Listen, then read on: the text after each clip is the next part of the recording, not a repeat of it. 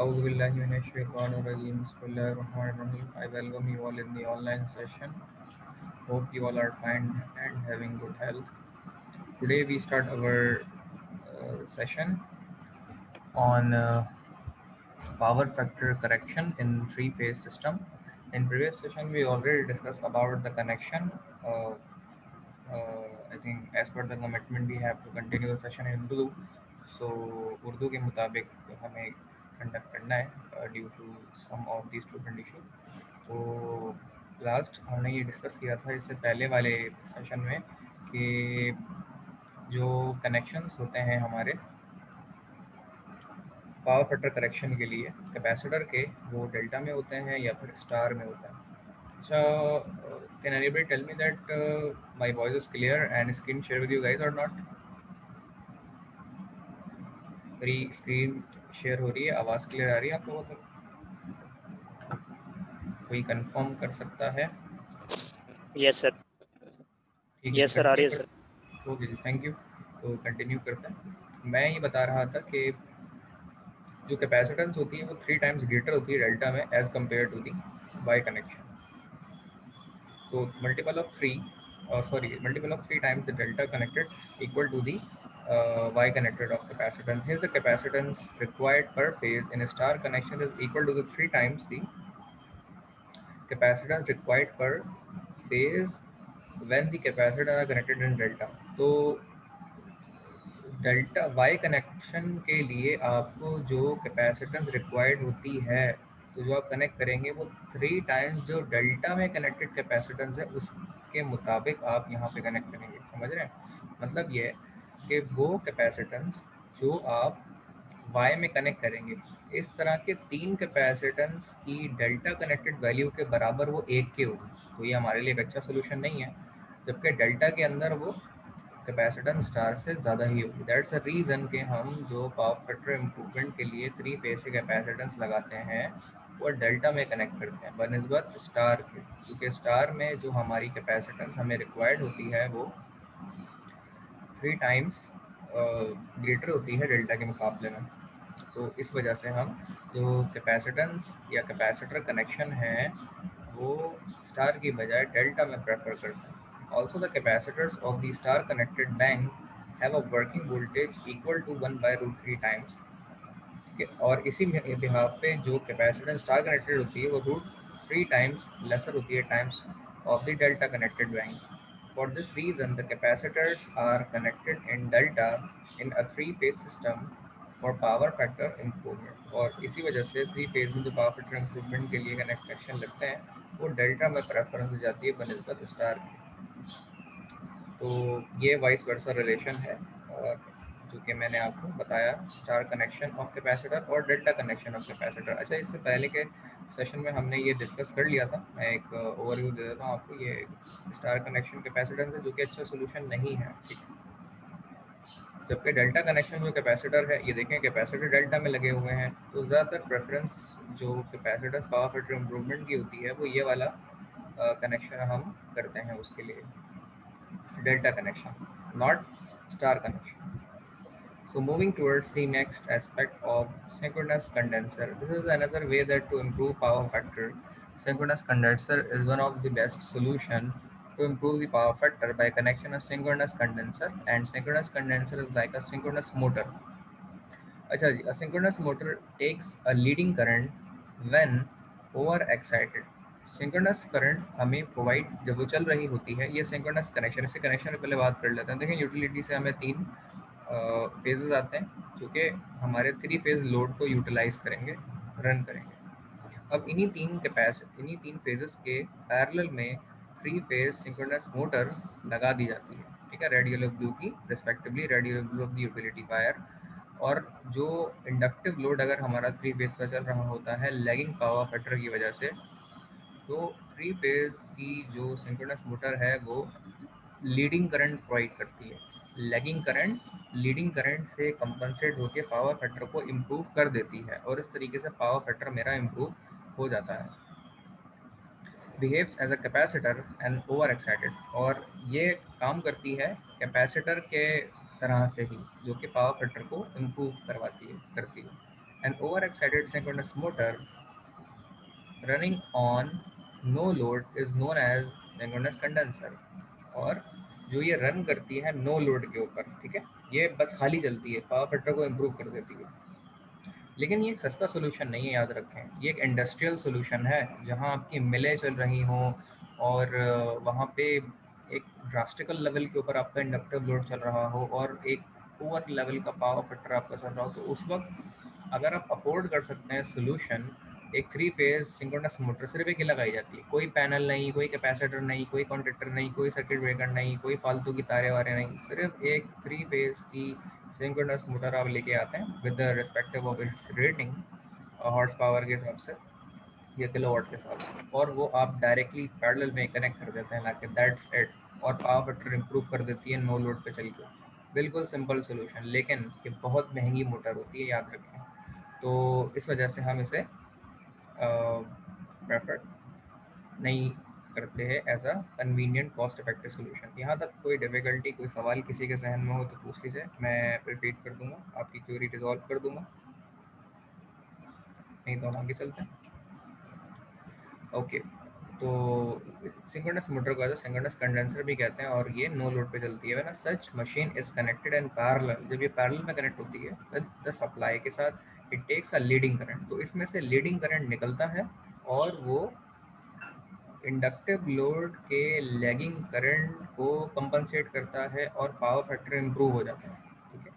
तो the current which partially neutralize किसको करता है, लैगिंग रिएक्टिव कंपोनेंट को, लैगिंग रिएक्टिव करंट को of the load, thus the power factor improve, और उसके नतीजे में पावर फैक्टर आपका इंप्रूव हो जाता है, ठीक है। तो other equipment use for power factor correction, power factor की इम्प्रूवमेंट के और क्या कनेक्शन या तरीके होते हैं जिनके ज़रिए से पावर फैक्टर को इम्प्रूव किया जाता है, उसमें स्विच कैपेसिटर है। कैपेसिटर का तरीका इससे पहले हमने डिस्कस किया था। कैपेसिटर को आप कनेक्ट करते हैं 3 फेज डेल्टा कनेक्टेड के जो पावर फैक्टर इम्प्रूवमेंट के कॉम्बिनेशन होते हैं उनमें, और उनके ज़रिए से पावर फैक्टर को इम्प्रूव कर लिया जाता है। तो एक तो स्टैटिक कैपेसिटर का तरीका है जो कि मैंने आप लोगों से अब तक हम जो डिस्कस कर रहे थे वो स्टैटिक कैपेसिटर का तरीका ही था। इसके बाद static VR compensator. VR compensator का मतलब ये होता है कि कुछ इस किस्म के हमारे वोल्ट एम्पेयर रिएक्टिव कंपोनेंट्स होते हैं जिनके अंदर हम इन्हें कंपनसेट कर पाते हैं। बाज़ इंडक्टिव रेजोनेटर भी होते हैं, बाज़ रिएक्टर्स भी होते हैं, तो इनके ज़रिए से जो वीआर का कंपोनेंट होता है वो कंपनसेट हो जाता है। तीसरा तरीका static synchronous compensator. Synchronous compensator मैंने अभी बताया आपको, जिसको सिंक्रोनस कंडेंसर भी कहते हैं, जिसको सिंक्रोनस मोटर भी कहते हैं। नो लोड के ऊपर लगाते हैं आप यूटिलिटी से और direct capacity power factor improve होता है। तो ये एक ऐसा सोल्यूशन है जिससे पावर फैक्टर इम्प्रूव हो सकता है, लेकिन ये बहुत महंगा सोल्यूशन है। लेकिन इसमें झंझटबाजी कोई नहीं होती, सीधी सीधी मोटर लाओ, कैपेसिटर की जगह पे आप कनेक्ट कर दें मोटर को, पावर फैक्टर के इम्प्रूवमेंट प्लांट की जगह सिंक्रोनस मोटर को कनेक्ट कर दें, यूटिलिटी के कनेक्शन का पैरेलल में लगा दें, पावर फैक्टर इम्प्रूव हो जाएगा। तो इसमें कॉम्प्लेक्सिटी कनेक्शन वाइज नहीं होती, पैनल जगह घिरना वो सब अवॉइड हो जाती है। फर्दर फेज सिक्वेंसर, फेज जिससे हम कहते हैं फेज एडवांसर भी कहते हैं इसको। फेज एडवांसर क्या होता है जनाब, करंट का फेज और वोल्टेज का फेज। मैं अगर फेजेस को दिखाऊं आपको, ये करंट का फेज और वोल्टेज का फेज, इन दोनों को आपस में इन फेज किया जाता है, ठीक है, फेजर्स को। तो फेज सिक्वेंसर यानी फेज एडवांसर के जरिए करंट का फेज, वोल्टेज का फेज इन फेज किया जाता है और उससे पावर फैक्टर इंप्रूव हो जाता है। लेकिन इन सारे तरीकों के अंदर सबसे जो सस्ता और रिलायबल सोल्यूशन है वो स्विच कैपेसिटर का है, जो कि नॉर्मली इंडस्ट्रीज़ में फॉलो हो भी रहा है। ये कॉस्ट इफेक्टिव सोल्यूशन है और तकरीबन हर इंडस्ट्री में आपको switch capacitor power factor improvement का तरीका नज़र आएगा, जिसके ज़रिए से पावर फैक्टर को इम्प्रूव किया जाता है। यहाँ तक कोई सवाल किसी के जहन में हो तो पूछ लीजिए, नहीं तो हम यहाँ से आगे चलते हैं। Most economical power sir factor. ये फेज जी एडवांसर जो होता है इसमें जी। फेज एडवांसर जो हमारा होता है इसमें फेज को एडवांस कैसे किया जाता है सर? इनमें मैंने ये बताया आपको, जिस तरह हमारे फेजर्स होते हैं, फेजर्स के बिहाफ पे वेव्स होती हैं, वोल्टेज की फेज वेव और करंट की वेव, इनके दरमियान, जैसे कि आपने स्टार्टिंग में, आपको याद होगा, मुझे भी याद है, आपने डेफिनेशन बताई थी कि वो एंगल का फेज का फ़र्क जो कि वोल्टेज की वेव और करंट की वेव के दरमियान होता है, इस वेव के फ़र्क को पावर फैक्टर भी कहा जाता है। याद है आपने बताया था ये डेफिनेशन? Yes sir. तो इसे हमें वोल्टेज की वेव और करंट की वेव को कंपनसेट किया जाता है। इनके अंदर फिर कुछ सेंसर्स और इंडिकेटर्स लगते हैं, कुछ डिवाइसेस लगती हैं जिनमें ज़ीरो क्रॉसिंग लेवल इंडिकेटर्स होते हैं, सर्किटरी होती है जो वोल्टेज और करंट के वेव को कंपनसेट करते हैं और इन फेज लाने की कोशिश करते हैं। जिस तरह आपका रेजिस्टिव लोड होता है, रेजिस्टिव लोड का पावर फैक्टर हम जानते हैं कि यूनिटी होता है, यानी कि 1 होता है। तो इसी के बिहाफ पे जब इसका यूनिटी पावर फैक्टर होता है 1 होता है, तो हम फेज एडवांसर के तरीके में इस टेक्निक का नाम है जिसके ज़रिए से हम ज़ीरो क्रॉसिंग डिटेक्टर को इस्तेमाल करते हैं और बहुत सारे हमारे वो सिग्नल्स जो कि करंट और वेव के होते हैं पर फेज के मुताबिक, यानी रेड का फेज करंट वोल्टेज की वेव अलग होगी और इस तरह से येलो की, ब्लू की, तीनों की अलग अलग, इनकी फेजेस ऑफ वेव्स को आपस में इन फेज किया जाता है सर्किटरी की मदद से। एग्जैक्ट मुझे उसका सर्किट याद नहीं है, लेकिन मुझे बीच में मौका मिलता है तो मैं ये जिक्र करूँगा फेज सीक्वेंसर या फेज एडवांसर के सर्किट को कि किस तरीके से पावर फैक्टर को इसके ज़रिए से इम्प्रूव किया जाता है। लेकिन थ्योरेटिकल बैकग्राउंड से मैंने आपको ये बताने की कोशिश करी है कि हमारी जो वोल्टेज की और करंट की वेव होती है, इनके दरमियान के जो फेज डिफरेंस को ख़त्म किया जाता है और इनको एक फेज इन किया जाता है, इन फेज किया जाता है, जिसके नतीजे में पावर फैक्टर इसमें इम्प्रूव हो जाता है। सर्किटरी एग्जैक्ट मुझे याद नहीं है इसकी, लेकिन इंशाल्लाह आने वाले टाइम में मैं आपसे शेयर कर दूंगा ये। इसके अलावा कोई डिफ़िकल्टी आपके जहन में हो तो पूछ लीजिए, मैं प्री कॉल कर दूंगा, नहीं तो हम यहाँ से आगे चलते हैं।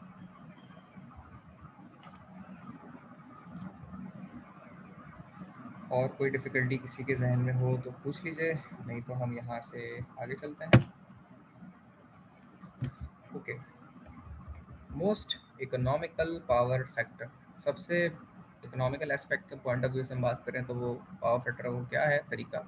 If the consumer improve the power factor, अगर कंज्यूमर जो है वो इम्प्रूव करना चाहता है पावर फैक्टर को, there is a reduction in his maximum V A K V A, maximum demand, K V A demand, and hence there will be annual saving over the maximum demand charges.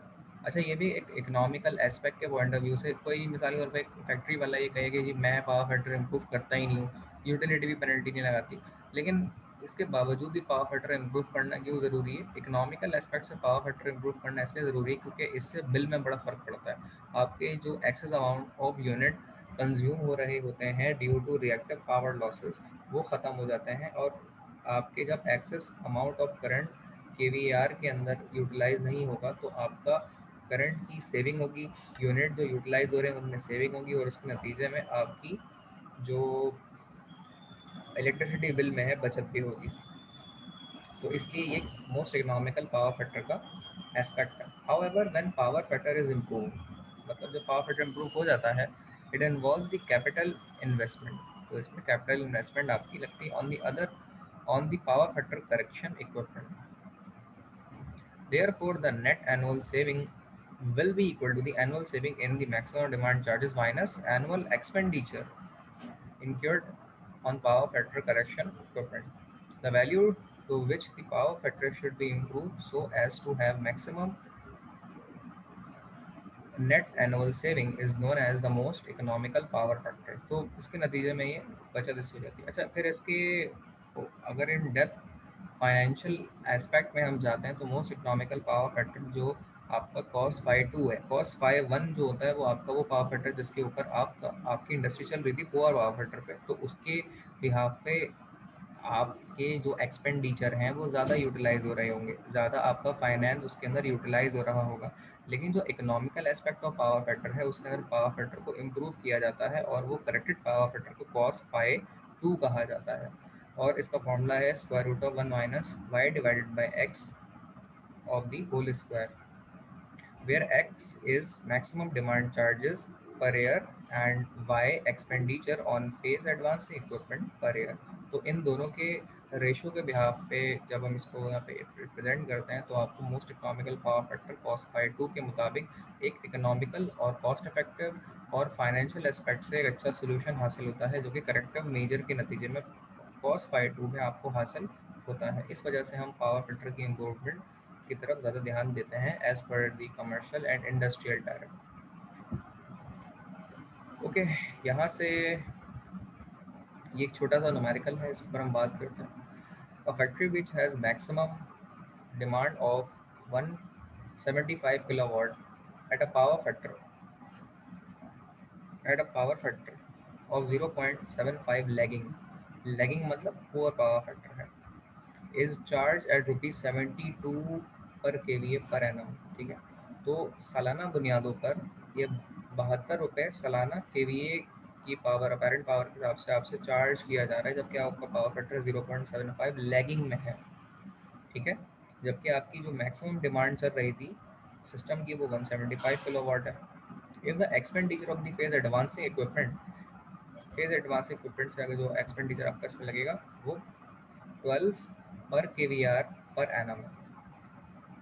अच्छा, वो खर्चा जो आप power factor improvement के ऊपर expenditure के तौर के ऊपर सालाना बुनियादों पे खर्च करेंगे वो आपका 12 रुपये पर केवीआर है। ठीक है जी, तो इसको समझ आया आपका मतलब पावर फैक्टर पुअर होने के नतीजे में सालाना बुनियादों के ऊपर जो केवीए के ऊपर आप अपना खर्चा कर रहे होंगे एक केवीए के मुताबिक, तो वो 72 रुपये है।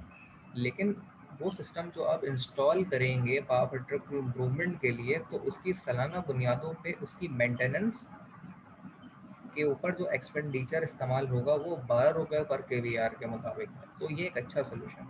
Find the most economical power factor eight which the factory should operate, जिसके ऊपर वो सही ऑपरेट हुआ निकालें आप पावर फैक्टर। तो इसके ऊपर हम आते हैं, तो power factor of the factory cos phi 1 is 0.75। जैसे मैंने बताया था पुअर पावर फैक्टर जिसके ऊपर इंडस्ट्री चल रही थी वो 0.75 लैगिंग है, और x जो आपका है वो 72 पर किलोवाट पर एनम के हिसाब से जो है वो आपका पुअर पावर फैक्टर के ऊपर चलने वाला वो एक्सपेंडिचर है जो लैगिंग पावर फैक्टर में यूटिलाइज होगा। वाई की अगर हम बात करें तो वाई ₹12 पर केवीआर पर एनम के मुताबिक अगर आप देखें तो 12 रुपये मेंटेनेंस के एक्सपेंडिचर के पॉइंट ऑफ व्यू से आपके यूटिलाइज होंगे। तो इस नतीजे में पावर फैक्टर कितना इंप्रूव होगा इस पूरे सिनेरियो में। तो मोस्ट इकोनॉमिकल पावर फैक्टर का फॉर्मूला जो कि भी हमने पढ़ा, तो करेक्टिव मेजर का पावर फैक्टर cos फाई 2 है और जो पुअर पावर फैक्टर आपका था वो 0.75 है। फॉर्मूला में यूटिलाइज किया तो square root of 1 minus 12 divide by 72 का स्क्वायर, जब इसको आप सिंप्लीफाई करेंगे वाला रूट लेके तो 0.986 लैगिंग रह जाएगा। ये भी एक बहुत बेहतरीन पावर फैक्टर है जिसके ऊपर आपका सिस्टम चल रहा होगा। तो उस बिहाफ पे आप कहेंगे कि आपका मोस्ट इकोनॉमिकल पावर फैक्टर है जो आप 12 रुपये पर केवीआर पर एनम के हिसाब से यूटिलाइज कर रहे थे, जबकि आपके पुअर पावर फैक्टर के ऊपर जो एक्सपेंडिचर उस वक्त चल रहा था इम्प्रूवमेंट करे बगैर वो 72 रुपये पर केवीए के हिसाब से पर सालाना की बुनियादों पर आप पे उसमें कर रहे थे। इस सवाल में ऐसे पहले तक अगर कोई डिफ़िकल्टी किसी के जहन में हो तो पूछ लीजिए, मैं रिकॉल कर दूंगा, रिपीट कर दूंगा। No sir. तो यहाँ से हम आगे चलते हैं जनाब।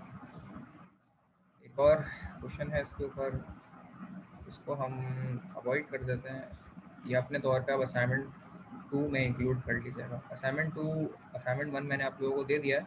असाइनमेंट 2 में ये सेल्फ एक्सप्लेनेटरी बाय योरसेल्फ एक क्वेश्चन नंबर 5 है, इसको उसमें इंक्लूड करिएगा और अपने तौर पे समझ के उसे करने की कोशिश कीजिएगा। कोई डिफ़िकल्टी हो तो फिर ऑनलाइन सेशन जो कि हमारे होंगे उसमें डिस्कस कर लीजिएगा। तो ये आपके फर्दर असाइनमेंट 2 में मैं ये सवाल ऐड कर दूंगा जो आपको अपने तौर पे समझ के उसे करना होगा। अच्छा जी, क्विज़ हमें लेने हैं लेकिन वो हम ईद के बाद कंडक्ट कर लेंगे जब आप कैंपस आएंगे। ये कुछ रैंडम सवाल हैं उससे रिलेटेड, 20 मार्क्स के क्वेश्चन से हैं कि what are transformers rating in KVA, why होती है उसकी, तो ये सारी चीज़ें हम डिस्कस कर चुके हैं। तो इन सबको भी आप अपने तौर पे कर लीजिएगा। मैं असाइनमेंट में नहीं दे रहा हूँ ये, लेकिन ये अपने तौर पे कर लीजिएगा। फर्दर मोर हम नेक्स्ट अपने लेक्चर की तरफ आते हैं। ये हमारा 4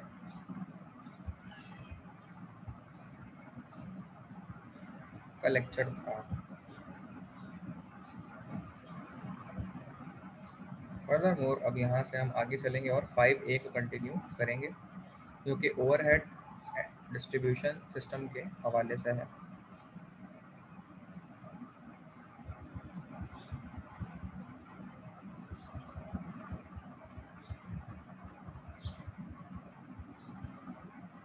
अच्छा जी, तो लेक्चर 5 है overhead distribution system. I am a bit worried about humans obsession with wireless technology. तो ये भी एक एस्पेक्ट है। ओवरहेड डिस्ट्रीब्यूशन सिस्टम के ऊपर हम बात करें अगर, तो ये भी एक ट्रांसपोर्टेशन का ज़रिया है जिसके ज़रिए इलेक्ट्रिसिटी आपकी ट्रांसपोर्ट की जाती है, पहुंचाई जाती है। Generally overhead system consist of uninsulated conductors. Uninsulated means यहाँ तारें जो होती हैं वो बगैर कवर्ड इंसुलेशन के गुजारी जाती हैं। On the insulators mounted on poles और structures, the conductor may be bare और it may have a thin covering for protection from corrosion. इसमें एक थिन कवरिंग होती है प्रोटेक्शन सी, ताकि उसकी क्रोजन ना सके। क्रोजन से मुराद ये है, ये जो कंडक्टर्स लगे हुए होते हैं इनके ऊपर मौसम के असरात भी होते हैं, तो उनको बचाने के लिए इन पे क्रोजन प्रिवेंशन एक लेयर अप्लाई की जाती है, जिसके ज़रिए से वो ख़राब नहीं होते, कार्बन उसमें नहीं आ जाता और वो जल्दी जैसे कहते हैं मौसमी असरात से ख़राब नहीं होती। ठीक है, वरना अगर आप ट्रांसमिशन लाइन के कंडक्टर्स को देखें तो मौसमी असरात के नतीजे में ये कंडक्टर झड़ने लगता है। झड़ने लगता है इसका मुराद ये कि टूटने लगता है, और एक टाइम पे आके बिल्कुल टूट के उसमें से ब्रेक हो जाता है कंडक्टर्स और वो नीचे गिर जाता है, तो it cause of fault.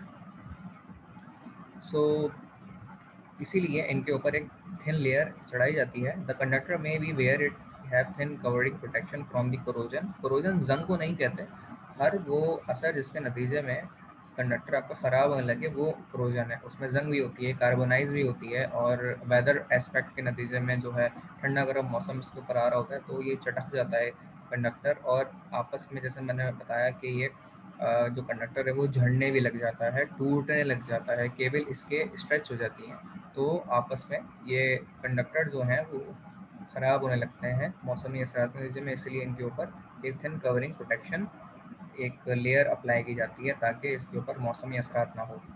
Corrosion is the gradual destruction of material usually metals के ऊपर आती है। ठीक है, और वो सिर्फ जंग नहीं होता, ठीक है, बाई केमिकल और एंड इलेक्ट्रोकेमिकल रिएक्शंस का नतीजे में होता है with their environment. The attractive features of this method are its low initial cost and the fact that damage can be detected and repeated quickly। और इनके नतीजे में जो आपके एस्पेक्ट होते हैं, जो प्रिवेंटिव मेंटेनेंस होती है वो लाजमी की जाती है ताकि इसकी मॉनिटरिंग रहे, कंडक्टर कितने परसेंट सालाना बुनियादों पर ख़राब हो रहा है। Now moving toward the disadvantages of uninsulated conductors. Uninsulated conductors are a safety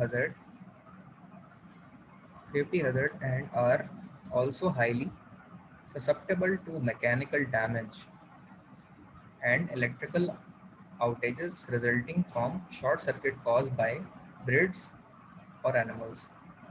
Proper vertical clearance.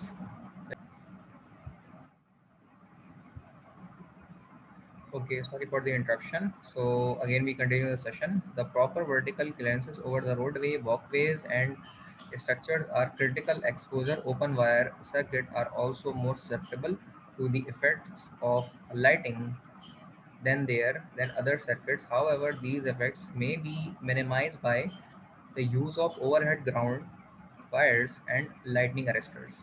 अच्छा, मैं अगर इसके हवाले से बात करूँ तो ये चीज़ आपने देखी होगी कि जो हमारे रोडवेज होते हैं, वॉकवेज होते हैं, स्ट्रक्चर्स क्रिटिकल होते हैं, जब 11 केवी की तारें गुजर रही होती हैं हमारे मेन रोड, सर्विस रोड की तरफ से, तो उनके नीचे ग्राउंड की एक लेयर चल रही होती है जो वायर को संभालते हुए चलते हैं। तो देखिए आपने, ग्राउंडिंग की दो वायर चल रही होती है, इस एड्ज के ऊपर, एक इस एड्ज के ऊपर, और वो साथ साथ चलती है। कंडक्टर अगर गिरे तो उनके ऊपर होल्ड हो जाए, और अगर कोई शख्स नीचे खड़ा हुआ है तो उसके ऊपर ना गिर जाए, या कोई क्रेन है तो उसके ऊपर ना गिर जाए, या फिर उसकी हैंडलिंग डायरेक्टली अगर क्रेन की हो रही है तो वो कंडक्टर से टच ना कर जाए। तो इन ये सब लोग भी इसके घेरे के अंदर आ जाएंगे अगर ये हाई ट्रांसमिशन लाइन की इलेक्ट्रिसिटी ऑफ वायर्स होंगी।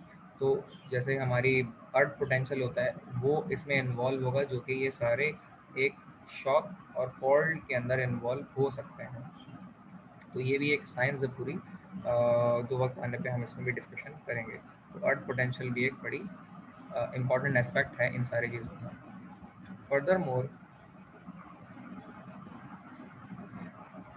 इनकी प्रोटेक्शन के लिए ग्राउंड वायर के बारे में मैंने बता दिया आपको। लाइटिंग अरेस्टर्स के लिए फर्दर जो टावर्स होते हैं उनको ग्राउंड प्रॉपर्ली किया जाता है, और इनके साथ लाइटिंग अरेस्टर्स जो इनका मेन टावर होते हैं, जो कि फर्दर एरिया वाइज एक दूसरे को ज्वाइन करते हैं, उनके इर्द गिर्द जो हैं आपके लाइटिंग अरेस्टर्स के अरेस्टर्स लगते हैं। लाइटनिंग मीन्स आसमानी बिजली अगर सिस्टम में गिर जाए तो वो सिस्टम की कैपेसिटी इतनी नहीं है कि आसमानी बिजली को वो डील कर सके, वो इसके अंदर मिलियंस ऑफ वोल्टेज होते हैं। तो दैट्स द रीज़न कि लाइटिंग अरेस्टर्स आपके लगाए जाते हैं, जो कि एक्स्ट्रा ऑर्डिनरी, जो आपकी इलेक्ट्रिसिटी अगर सिस्टम में लाइटनिंग के नतीजे में आ जाती है तो उसको उससे एब्जॉर्ब कर लिया जाएगा, और वो सिस्टम में इन नहीं होगी। वरना सिस्टम की गुंजाइश से ज़्यादा अगर इलेक्ट्रिसिटी आसमानी बिजली की सूरत में आपके सिस्टम में आ जाती है तो आपका सिस्टम कोलैप्स कर सकता है, और बहुत सारे इक्विपमेंट आपके इलेक्ट्रिकली और मैकेनिकली डैमेज भी हो सकते हैं, और एक बड़ा शॉर्टफॉल, डेड शॉर्टफॉल आपको देखने को मिल सकता है ब्लैकआउट के नतीजे में। Up till now, any one of you have any kind of question, query regarding today's session, please feel free to ask. I will answer your kind of question and resolve your queries. And otherwise, I continue the session. In addition, there is an increased hazard where crane or broom truck use may be involved. In some areas, contamination on insulation and conductor corrosion can result in high maintenance cost. कुछ इलाके ऐसे होते हैं जो कि मिसाल के तौर पे जो समंदरी इलाके होते हैं वहाँ पे ट्रांसमिशन लाइन आपको बहुत कम ऐसी नज़र आएंगी जो कि ओवरहेड पे जा रही है, क्योंकि समंदर के अंदर जो नमी होती है वो इनके ऊपर बहुत ज़्यादा इन्वॉल्व होती है, और उसमें शॉर्ट सर्किट या जो शॉर्ट होने के चांसेस बहुत ज़्यादा होते हैं, फॉल्ट के चांसेस ज़्यादा होते हैं। और इस तरह के जो समुद्री इलाकों में जो हवा होती है वो नमक की होती है।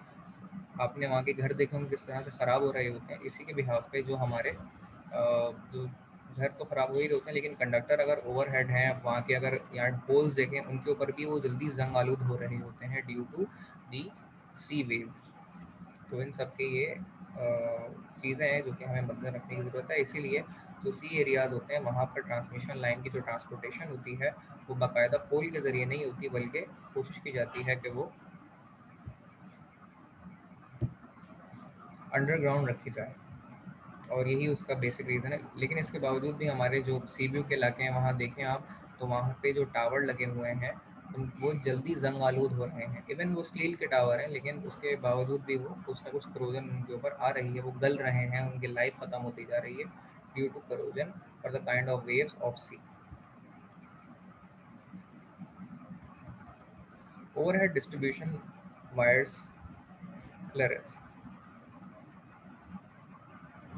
अच्छा, आप अगर यहाँ देखें तो वायर का बड़ा एक धुमघट्टा आपको नज़र आएगा, जिसमें आपकी ये 11 केवी की वायर्स हैं और ये एलवी की वायर्स हैं, और फर्दर मोर ये पूरी एक पीएमटी लगा हुआ है, और उसका मीटर है, और पूरी ये कॉम्बिनेशन आपके सामने।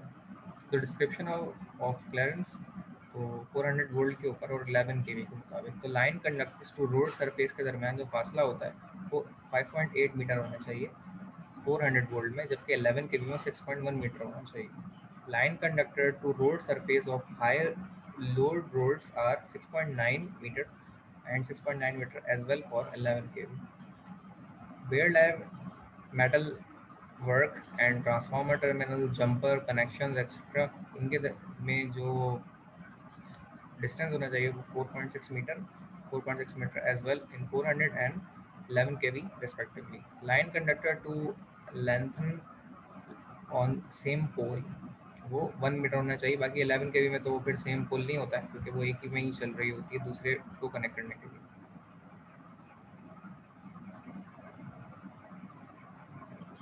Further line conductor to rail level, इसमें 411 kV के मुताबिक दोनों में 7.3 की सेपरेशन होती है। Line conductor to the level of structures carrying traction wires are 3 and 3 meter as well. Lowest line conductor or earth wire of upper line to highest line conductor of lower line is 1 meter and again 1.8 meter in 11 kV. So this is the separation of distance that you have to prefer in overhead distribution wire because they are the open wires. So moving towards further about the aluminium conductors. आपने ये देखा होगा कि बहुत सारे हमारे जो connections हैं, खासतौर पे इलेक्ट्रिक जो प्रेफर कर रही है वो कंडक्टर्स लगा रही है एल्यूमिनियम के कंडक्टर्स, ठीक है।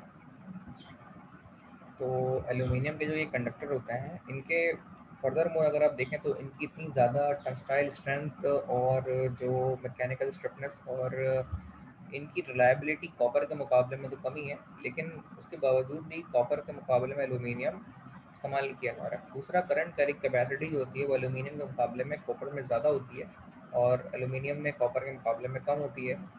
तो क्या वजह है कि हम इन सब चीज़ों के बावजूद भी, और इवन कॉपर महंगा होता है, एल्यूमिनियम सस्ता होता है, लेकिन फिर भी हम एल्यूमिनियम प्रेफरेंस के पॉइंट ऑफ व्यू से इस्तेमाल कर लेते हैं। तो ऐसी क्या वजह है?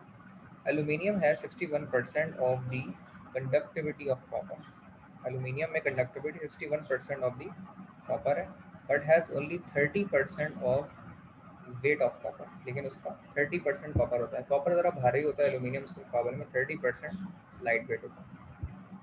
That means that bare wire of aluminium weight half as much as the bare of the copper and that has the same electrical resistance. अच्छा, एल्यूमिनियम की कंडक्टर की जो रेजिस्टेंस होती है वो ज़्यादा होगी, कॉपर की कम होगी। Aluminium is generally more inexpensive when the compared to the copper to conductor. तो कॉपर आपको महंगा बैठेगा जबकि एल्यूमिनियम आपको सस्ता बैठेगा। Aluminium conductors consist of different alloys known as AA 1350 series and AA 8000 series. Minimum aluminium content 99 to 99.5% इसका conductor की सीरीज में एल्यूमिनियम परसेंट ऑफ कंडक्टिविटी में इस्तेमाल किया जाता है। Some major elements that are added with aluminium include copper, manganese, magnesium, silicon, tin, and lithium. These are the conductors which are also used in the mixing of aluminium to use in this way.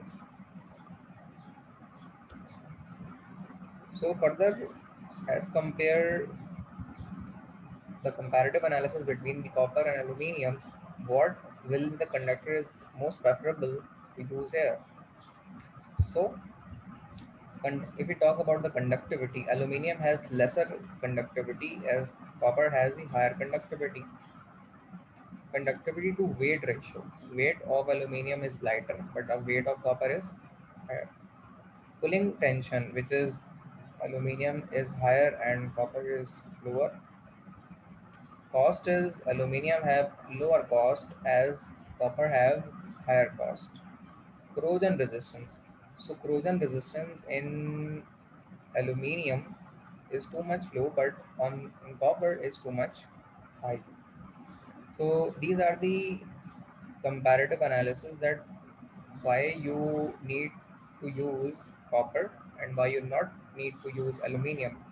लेकिन एक economical लिहाज से अगर हम distribution की बात करें तो एल्यूमिनियम हमें सस्ता बैठेगा बनिस्बत कॉपर के, अगर हम सप्लायर हों, ठीक है।